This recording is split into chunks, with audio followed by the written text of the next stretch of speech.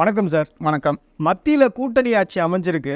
இப்போ மார்க்கெட் வந்து ஏறுமா இறங்குமா அப்படின்ற சந்தேகம் இருக்குது. இனி வரக்கூடிய நாட்களில் மார்க்கெட் எப்படி இருக்கும்?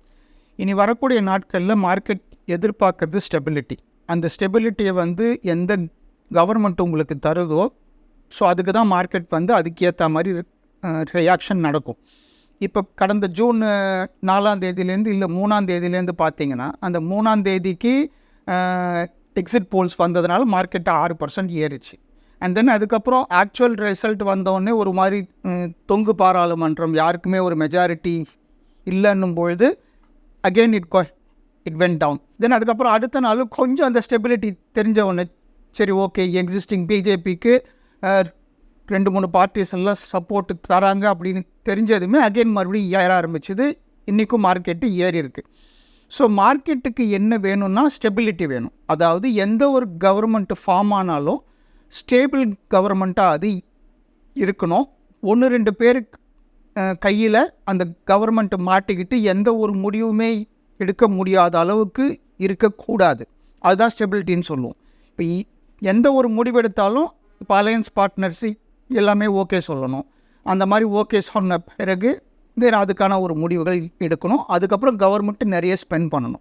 இதெல்லாம் பேஸ் பண்ணி தான் மார்க்கெட்டோட ரியாக்ஷன். சார், இப்போ கூட்டணி ஆட்சி அப்படின்றது ஒரு நிலையில்லாத ஆட்சி தான். எப்போ வேணாலும் அந்த ஆட்சி கவிழ்வதற்கான வாய்ப்பு இருக்குது. இப்போ உங்களுடைய எக்ஸ்பீரியன்ஸில் கடந்த காலங்களில் இந்த மாதிரி கூட்டணி ஆட்சி கவிழ்ந்த போது என்ன மாதிரியான சூழ்நிலைகள் இருந்தது?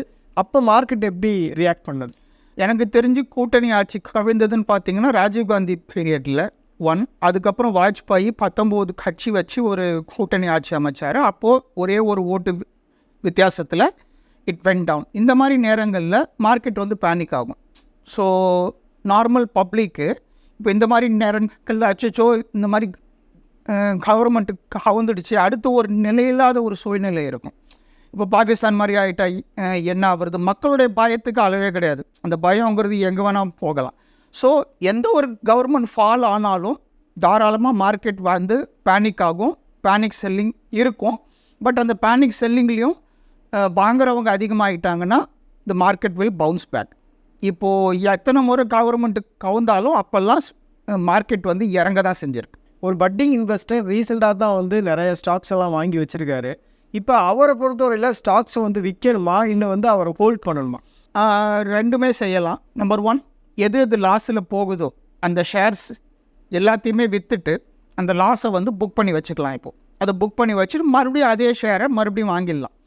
ஸோ ஏன் அந்த லாஸை புக் பண்ணணும் அப்படின்னு சொல்கிறேன்னா, 1 இயர் நீங்கள் புக் பண்ணுற லாஸ் அடுத்த ஒரு 7 இயர்ஸ்க்கு நீங்கள் கேரி ஃபார்வர்ட் பண்ணலாம். இப்போ இந்த வருஷம் புக் பண்ணுறீங்க லாஸு, ஒரு 1 lakh லாஸு நீங்கள் புக் பண்ணுறீங்க அப்படின்னு சொன்னால், இன்னொரு 4 மாதம் கழித்து மார்ச் 31க்கு முன்னாடி ஒரு 1 lakh ப்ராஃபிட்டில் நீங்கள் இன்னொரு இது விற்கிற அப்படின்னு சொன்னீங்கன்னா, இந்த ப்ராஃபிட்லேருந்து இந்த லாஸை கழிச்சிக்கிட்டு பேலன்ஸ் இருக்கிற அமௌண்ட்டுக்கு தான் நீங்கள் டேக்ஸு பே பண்ண வேண்டியிருக்கும். So this is an advantage. இந்த மாதிரியும் பண்ணலாம். ஹோல்டிங் ஆல்ரெடி நீங்கள் வச்சுருக்கீங்க, நிறைய வச்சுருக்கீங்க, இந்த விற்று வாங்குறதுல உங்களுக்கு இன்ட்ரெஸ்ட் இல்லை அப்படின்னு சொன்னால், இப்போ மார்க்கெட் நல்லா இறங்கியிருக்கிறத யூஸ் பண்ணி எக்ஸ்ட்ரா அமௌண்ட்டு போட்டு அதை நீங்கள் அதோட ஆவரேஜ் ப்ரைஸை நீங்கள் குறைக்கலாம். ஆவரேஜ் ப்ரைஸை நீங்கள் குறைச்சிங்க அப்படின்னு சொன்னால் அதுக்கேற்ற மாதிரி மார்க்கெட் ஏறும்பொழுது உங்கள் ப்ராஃபிட்டு பன்மடங்கு வேகமாக ஏறும். இப்போ நெக்ஸ்ட்டு 5 இயர்ஸ் மார்க்கெட் எப்படி இருக்குன்னு எக்ஸ்பர்ட்ஸ் கணிக்கிறாங்க சார். இப்போ நெக்ஸ்ட்டு 5 இயர்ஸ் பார்த்தீங்கன்னா இப்போ இருக்கிற கவர்மெண்ட் பிரகாரம் ஸ்டேபிளாக தான் இருக்கும்னு நினைக்கிறேன். ஏன்னா இப்போ ஆல்மோஸ்ட் மெஜாரிட்டி பக்கத்தில் இருக்காங்க. ஒரு 32 சீட்டோ 40 சீட்டோ தான் அவங்களுக்கு தேவை.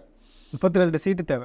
32 சீட்டு தேவை. இந்த 32 சீட்டு இதோட பார்ட்னர்ஸு அவங்க கேட்குறது எல்லாத்தையுமே இவங்க செஞ்சிட்டாங்க அப்படின்னு சொன்னால், இப்போ பார்ட்னர்ஸ் எல்லாமே ரொம்ப முக்கியமான துறைகள் எல்லாம் கேட்குறாங்க.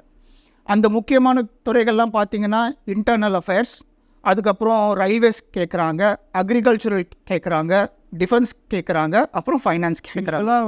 செக்யூரிட்டி அஃபேர்ஸ் எதுவுமே கொடுக்க மாட்டாங்க. ஆமாம், தரமாட்டாங்க. இருக்கட்டும், டிஃபென்ஸாக இருக்கட்டும், அது எந்த கவர்மெண்ட் ஆட்சியில் இருக்காங்களோ, ஃபார் எக்ஸாம்பிள் மெஜாரிட்டி ஆப்ட நம்பர்ஸ் இருக்கும், அவங்க தான் வச்சுப்பாங்க. அது தரமாட்டாங்க. பட் ஸ்டில் எல்லாமே ஸ்பெக்குலேஷன் தான். எல்லாமே அடமெண்ட்டாக இருக்காங்க. இப்போ அது தந்தாலோ இல்லை தரலனாலோ அதுக்கேற்ற மாதிரி முடிவுகள் மாறுறதுக்கான வாய்ப்புகள் இருக்குது. இப்போ கவர்மெண்ட்டு ஸ்ட்ராங்காக ஒரு முடிவு எடுக்கணுன்னா ஃபஸ்ட்டெல்லாம் ஒரு முடிவு நல்லதோ கெட்டதோ அதை எடுத்துருவாங்க ஃபர்ஸ்ட், அதுக்கப்புறம் தான் யோசிச்சுட்டு இருந்தாங்க. இப்போ என்னென்னா அந்த 2 கூட்டணி கட்சி 3 கூட்டணி கட்சியை ஃபஸ்ட்டு கூப்பிட்டு உட்கார வச்சு அதை எக்ஸ்பிளைன் பண்ணி அவங்கள கன்வின்ஸ் பண்ணி அதுக்கப்புறம் தான் தே ஹவ் டு டிசைட். இப்போ ரோட்வேஸ் அண்ட் ரயில்வேஸ் எல்லாமே அவங்க கேட்குறாங்க. இப்போ அந்த மாதிரி யார் கேட்டாலுமே இன்ஃப்ராஸ்ட்ரக்சருக்கான வாய்ப்புகள் அதிகமாக இருக்குது. அதே மாதிரி டிஃபென்ஸ் யார் எடுத்தாலுமே இப்போ இருக்கிற சுச்சுவேஷனில் சைனா அண்ட் பாகிஸ்தான், ஸ்ரீலங்கா இந்த மாதிரி சுச்சுவேஷனில் ஸோ டிஃபென்ஸுக்கான வாய்ப்புகள் இருக்குது. இன்ஃபர்மேஷன் டெக்னாலஜி செக்டார் எல்லாம் பார்த்தா அதுக்கு வந்து it's not based on the government, it's based on the foreign clients and foreign governments. So அதுக்குள்ளே நம்ம இப்போ போகணும். அடுத்து பேங்க்ஸ் அண்ட் மேனுஃபேக்சரிங். இது எல்லாத்தையுமே பார்த்தா நெக்ஸ்ட் ஒரு 5 இயர்ஸில் எந்த கவர்மெண்ட் ஃபார்ம் ஆனாலும் மார்க்கெட் வந்து ஸ்டேபிளாக தான் இருக்கும். பட் ஏறுறது ஸ்லோவாக ஏறும், எக்ஸப்ட் பட்ஜெட் டைம்ஸில் மட்டும். இப்போது நியூவாக ஃபைனான்ஸ் மினிஸ்ட்ரி வேறு யாராவது எடுத்தாங்க அப்படின்னு சொன்னால் அந்த ஃபைனான்ஸ் மினிஸ்ட்ரியில் நார்மல் டாக்ஸேஷன், இன்கம் டேக்ஸை வந்து குறைக்கிறதுக்கான வாய்ப்புகள் அதிகமாக இருக்குது. ஏன்னா அதான் பப்ளிக்கோட ஒப்பீனியனும். The middle class is taxed overwhelmingly. அதாவது இப்போ ஒரு எக்கானமியை ரைஸ் பண்ணணும் அப்படின்னு சொன்னால் மக்கள் கையில் வந்து பணம் போய் சேரணும். அந்த மக்கள் கையில் நீங்கள் பணம் போய் சேர்றத சப்சிடியாக தர முடியாது. அப்படி தந்தால் அது வேஸ்ட்டு தான். ஸோ நேஷ்னல் லெவலில் மக்கள் கையில் நீங்கள் பணப்புழக்கத்தை இன்க்ரீஸ் பண்ணணும் அப்படின்னு சொன்னால் டேக்ஸை தான் நீங்கள் குறைச்சாகணும், இன்கம் டேக்ஸ் ஸ்பெசிஃபிக்காக. ஸோ அந்த 2% 3.5% பாப்புலேஷன் தான் இன்கம் டேக்ஸோட பெரும்பான்மை. அந்த டேக்ஸை நீங்கள் குறைச்சிங்கன்னா தான் கன்சம்ஷன் அதிகமாகும். ஜிஎஸ்டியை குறைச்சா தான் கன்சம்ஷன் அதிகமாகும். ஃபியூவல் குறைச்சா தான் பொருளோட விலைகள் குறையும், அதுக்கேற்ற மாதிரி கன்சம்ஷன் அதிகமாகும். ஸோ இப்போ நெக்ஸ்ட்டு வர்ற பட்ஜெட்டு தான் it's most importantly watched for. அந்த பட்ஜெட்டோட ரிசல்ட் எப்படி இருக்குது அப்படிங்கிறத பார்க்கணும். அந்த ஃபைனான்ஸ் மினிஸ்ட்ரி வந்து if it goes to the BJP you don't expect anything, எதையுமே எக்ஸ்பெக்ட் பண்ண வேண்டாம். If it goes to the alliance partners நிறைய யூ கேன் எக்ஸ்பெக்ட். ஸோ இந்த மாதிரி சமயங்களில் நெக்ஸ்ட்டு 5 இயர்ஸுக்கு மார்க்கெட் வந்து பேஸ்ட் ஆன் தி சினாரியோஸ், இப்போ பட்ஜெட்டாக இருக்கட்டும், இல்லை வேறு ஏதாவது இன்ஃப்ராஸ்ட்ரக்சர் அனௌன்ஸ்மெண்ட்டாக இருக்கட்டும், இல்லை பேங்கிங் ரிஃபார்ம்ஸாக இருக்கட்டும், மேனுஃபேக்சர் செக்டாருக்கு சப்சிடிஸாக இருக்கட்டும், இதை பேஸ் பண்ணி தான் மார்க்கெட் ஏறுறதோ இறங்குறதோ தவிர பட் நார்மலாக பார்த்தீங்கன்னா ஸ்டேபிளாக தான் அது இருக்க வாய்ப்புகள் இருக்குது. ஈவெண்ட்ஸ் அண்ட் நிகழ்வுகளை பொறுத்து வந்து மாறும் அப்படின்னு சொல்கிறீங்க. அந்தந்த நிகழ்வுகளை பொறுத்து மார்க்கெட் ஏறுதோ இறங்குதோ அதுக்கேற்ற மாதிரி நடக்கும். சார், இப்போ June 4th அன்னைக்கு வந்து சென்செக்ஸ் 6000 புள்ளிகள் வீழ்ச்சி அடைந்ததுக்கு என்ன காரணம்? மார்க்கெட்டில் என்ன டாக்குன்னா it's a pump and dump. First வந்து அதுக்கு முன்னாடி நாள் எக்ஸிட் போல வச்சுட்டு நிறைய பம்பிங் பண்ணிட்டாங்க. காலையில் அந்த மார்க்கெட்டு ப்ரீ மார்க்கெட் ஓப்பனிங் மட்டும்தான் அவங்க செய்ய வேண்டியது, மார்க்கெட்டை மேனிப்புலேட் பண்ணுறவங்க. அந்த ப்ரீ மார்க்கெட் ஓப்பனிங்கில் அந்த மார்க்கெட்டை ஏற்றி விட்டுட்டாங்கன்னா அதுக்கப்புறம் பப்ளிக் அதை பார்த்துட்டு வாங்க ஆரம்பிச்சிருவாங்க. ஸோ June 3 மார்க்கெட் அந்த அளவுக்கு ஓவர்வெல்மிங்காக ஏறினதுக்கு காரணம் இதுதான். ஃபஸ்ட்டு அந்த மேனிப்புலேட்டர்ஸ் மார்க்கெட்டை ஏற்றிட்டாங்க. 9 ஃப்ரம் 9 o'clock to 9-7 அதுக்குள்ளார மார்க்கெட்டை ஏற்றிட்டாங்க. 400-500 பாயிண்ட் ஏற்றிட்டாங்க அப்போவே. அதுக்கப்புறம் மக்கள் பார்த்தோன்னே வாங்க ஆரம்பிச்சிட்டாங்க. தே கண்டினியூடு பையிங். தென் அதுக்கப்புறம் இந்த மக்கள் வாங்க smart money was selling the shares. அவங்க எல்லாம் ப்ராஃபிட்டில் எடுத்துட்டாங்க. அவங்க எல்லாம் ப்ராஃபிட்டில் விற்றுட்டு நெக்ஸ்ட் டே என்னாச்சுன்னா இதை வாங்கின மக்கள் they started selling, profit booking. Next day result வர இது வந்து தொங்கு பாராளுமன்றம் அப்படின்னு நினச்ச உடனே மக்கள் வந்து பேனிக் ஆகிட்டாங்க. மக்கள் பேனிக் ஆன உடனே it was a heavy sell off. இப்போ மார்க்கெட் ஏறும்பொழுது எப்போவுமே ஸ்லோவாக தான் ஏறும், மலை ஏறுற மாதிரி தான். இங்கேருந்து மலை மேலே நீங்கள் ஏறும்போது ஸ்லோவாக தான் ஏறுவீங்க, ஆனால் இறங்கும்போது சறுக்கி வீழுவீங்க இல்லையா, அது கொஞ்சம் வேகமாக விழுவீங்க. அந்த மாதிரி மார்க்கெட் இறங்கும்போது வேகமாக விழ ஆரம்பித்ததுக்கு காரணம் பேனிக் செல்லிங் அண்ட் தென் ஒரு தொங்கு பாராளுமன்றம் அமையுங்கிற ஒரு பயம். சார், இப்போ எக்ஸிட் போல் ரிசல்ட்ஸ் அப்போ பார்த்தோம் அப்படின்னா சந்தை வந்து நல்ல ஏற்றத்தில் இருந்தது. அப்போ பார்த்தோம்னா நிறைய பேர் வந்து பங்குகளை வாங்கினாங்க. குறிப்பாக வந்து ஃபாரின் இன்வெஸ்டர்ஸ் நிறைய பங்குகளை வாங்கி விலையேற்றம் இருந்த மாதிரி ஒரு சினாரியை சொல்கிறாங்க. இது எந்த அளவுக்கு உண்மை? இல்லை, ஃபாரின் இன்வெஸ்டர்ஸு அதில் கையே வைக்கல அன்றைக்கி. ஏன்னா அந்த நோ யாருக்கிட்ட இந்த ஸ்மார்ட் மணி அப்படின்னு சொல்லுவோம். ஸ்மார்ட் மணி அப்படின்னு சொன்னால் ஸ்டாக் மார்க்கெட்டில் ஒரு சொலவடை உண்டு. Stock market is nothing but 95% of the people losing money to the 5% of the people who knows the market. So இவங்களுக்கு அந்தந்த பெரிய ஆளுங்களுக்கு எந்தெந்த எக்ஸிட் போல் யார் யார் சொல்கிறாங்களோ அந்த இன்ஃபர்மேஷன் ஃபஸ்ட்டே அவங்களுக்கு போயிருக்கும். ஸோ அது போனதும் அவங்க என்ன செஞ்சுருப்பாங்க, இது எப்படி எக்ஸிட் போல் எடுத்தாங்க, இது உண்மையா பொய்யா இல்லை மேனிப்புலேஷன் ஆயிருக்கா அப்படின்றது அவங்களுக்கு தெரியும். So what they did, foreigners யாருமே அன்றைக்கி நுழையில உள்ளார, அன்றைக்கி செல்லிங் தான் அவங்க பண்ணாங்க. மேக்ஸிமம் மார்க்கெட்டை அந்த 7 நிமிஷத்தில் ஏற்றி விட்டுட்டு பாக்கி இருக்கிற 4 மணி நேரம் 5 மணி நேரம் மக்கள் வாங்க இவங்க ஷேர்ஸை வந்து அவங்க எக்ஸிட் பண்ணிக்கிட்டே, ஆமாம், ஸோ எக்ஸிட் ஆகிட்டே இருந்துட்டாங்க ஸ்லோவாக. ஒரே அடியாக இறக்குனா மார்க்கெட் வந்து ரொம்ப தெரிஞ்சிடும் அப்படிங்கிறதுனால ஸ்லோவாக. இதுக்கு மேனிப்புலேட்டர்ஸ் அப்படின்னு சொல்லுவாங்க. அதுக்கு மும்பையில் நிறைய ஏஜென்சிஸ் இருக்குதுன்னு ஐ ஹவ் ஹர்ட். ஸோ இந்த மாதிரி நடந்ததுனால அன்றைக்கி ஃபாரின் இன்வெஸ்டர்ஸ்னால இது நடக்கலை. It's entirely due to the public தான்.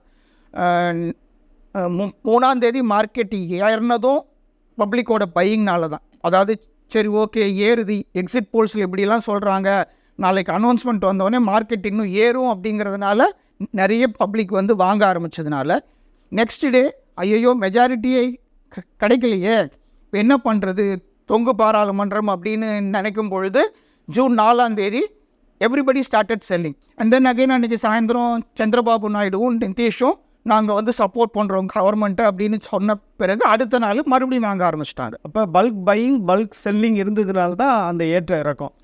ஆமாம். ஸோ பல்க்குன்னா not because of one single company or one single mutual fund or the big guys, எல்லாமே பப்ளிக்னால தான் அன்றைக்கி நடந்தது. சார், இப்போ சந்தையை பொறுத்தவரையில் ரொம்ப ஃப்ளக்சுவேஷன்ஸாக இருக்குது இல்லை இருக்க போகுது அப்படின்னு நம்ம பேசிகிட்டு இருக்கோம். அதே நேரத்தில் பார்த்தோம்னா இப்போ அந்த மியூச்சுவல் ஃபண்ட் இன்வெஸ்டர்ஸ் இருக்காங்களா, அவங்களுக்கு ஒரு பயம் இருக்குது. இப்போ மியூச்சுவல் ஃபண்டில் வந்து நம்ம எந்த ஃபண்டை சூஸ் பண்ணி இன்வெஸ்ட் பண்ணுறது, இல்லை வந்து நம்ம எந்த ஃபண்டை வச்சுக்கணும், எந்த ஃபண்டை வந்து நம்ம விற்றுடணும் அப்படின்ற கேள்வி இருக்குது. எந்த ஃபண்டை வந்து அவங்க சூஸ் பண்ணலாம், எந்த ஃபண்டை வந்து விற்கலாம்? இப்போ மியூச்சுவல் ஃபண்ட் இன்வெஸ்டர்ஸை பொறுத்த வரைக்கும் அவங்க கவலைப்படவே வேணாம். ஏன்னா இந்த தலைவலி எல்லாமே அந்த ஃபண்ட் மேனேஜரோடையது. ஓகே, இப்போ அன்றைக்கி மார்க்கெட் ஏறின அன்றைக்கி பார்த்தீங்கன்னா ஸ்மால் கேப்பு ரொம்ப அதிகமாக ஏறி இருக்கும், மிட் கேப்பு மீடியமாக ஏறி இருக்கும், லார்ஜ் கேப்பு கொஞ்சம் அமௌண்ட்டு ஏறி இருக்கும். அதே மாதிரி மார்க்கெட் விழுந்த அன்றைக்கி பார்த்திங்கன்னா லார்ஜ் கேப்பு ரொம்ப கம்மியான அளவு விழுந்திருக்கும், ஸ்மால் கேப்பு ரொம்ப அதிகமாக விழுந்திருக்கும். ஸோ இது எல்லாமே ஸ்மால் கேப்புங்கிறது ரிஸ்க் அதிகம், ரிட்டர்ன்ஸ் அதிகம். லார்ஜ் கேப்புங்கிறது ரிஸ்க் கம்மி, ரிட்டர்ன்ஸ் கம்மி. ஸோ நான் மறுபடியும் சொல்லிக்கிட்டே வந்த மாதிரி உங்களுடைய ரிஸ்க் ஆப்பிடைட் என்னவோ அதுக்கேற்ற மாதிரி நீங்கள் மியூச்சுவல் ஃபண்டில் தாராளமாக இன்வெஸ்ட் பண்ணலாம். இந்த மாதிரி ஷேர் மார்க்கெட் ட்ராப்பில் இதுலேயும் நீங்கள் ஸ்மால் கேப்பில் போட்டிங்கன்னா மார்க்கெட் ஏறும் பொழுது உங்கள் பணம் வேகமாக ஏறுறதுக்கு வாய்ப்பு இருக்குது. எனக்கு ஸ்மால் கேப் வேணாம், அந்த அளவுக்கு நான் ரிஸ்க் எடுக்கல, எனக்கு ஸ்டெபிலிட்டி தான் வேணும் அப்படின்னு சொன்னால் லார்ஜ் கேப்பில் போட்டிங்கன்னா மார்க்கெட் ஏறும் பொழுது உங்கள் பணம் ஸ்லோவாக ஏறும் and but it will be stable. இப்போ ஷேர் மார்க்கெட்டில் வந்து ஃப்ளக்சுவேஷன்ஸ் இருக்கிறதுனால தங்கம் விலை ஏறுமா இல்லை இறங்குமா? இப்போ குளோபலாக பார்த்தீங்கன்னா தங்கங்கிறது இட்ஸ் எ ஹெட்ஜிங் டூல். அதாவது என்டையர் உலகத்துக்கே அதுதான் சப்போர்ட். இப்போ வேறு ஏதாவது இடத்துல இன்வெஸ்ட்மெண்ட் இடத்துல ஒரு அன்சர்டனிட்டி வந்ததுன்னா எல்லாரும் இதை விட்டுட்டு கோல்டுக்கு தான் போவாங்க. ஸோ மார்க்கெட்லேருந்து போகிற காசு எல்லாமே it goes to the stable once, ஒன்று டாலரு இல்லாட்டி கோல்டு. ஸோ மார்க்கெட்டில் ஒரு நிலையற்ற தன்மை வரும்பொழுது தங்கத்தோட ப்ரைஸு இன்க்ரீஸ் ஆகும். இப்போது இந்த ஒரு கவர்மெண்ட்டுக்கு கரெக்டாக நாம் இது ஒரு ஸ்டாண்டர்ட் ஸ்டேட்டுக்கு ஒரு ஸ்டேபிள் ஸ்டேட்டுக்கு என்ன அப்படின்னு தெரிய வர்ற வரைக்கும் இந்த கோல்டு ஏறிட்டே தான் இருக்கும். ஐ திங்க் லாஸ்ட் நேற்றுக்கோ முந்தானேற்றுக்கோ 600 ரூபா ஏறிச்சு பவுனுக்கு. இது எதனாலனா மார்க்கெட்டில் இருந்த இன்ஸ்டெபிலிட்டி காரணமாக. ஸோ மார்க்கெட்டில் பணத்தை விற்றுட்டு அப்போதைக்கு கோல்டில் போடுவாங்க, ஸ்மார்ட் மணி. ஸோ இந்த மார்க்கெட் ஸ்டேபிள் ஆனப்புறம் கோல்டை விற்றுட்டு இங்கே வருவாங்க. ஸோ மார்க்கெட் ஏறிச்சுன்னா கோல்டு இறங்கும், மார்க்கெட் இறங்குச்சுன்னா கோல்டு ஏறும். Thank you sir. மேலும் ஈடி தமிழ் சேனல்ல வரப்போகும் பிசினஸ் மற்றும் அது ரிலேட்டடான வீடியோவை பார்க்க உடனே கீழே இருக்க சப்ஸ்கிரைப் பட்டனை கிளிக் பண்ணுங்க.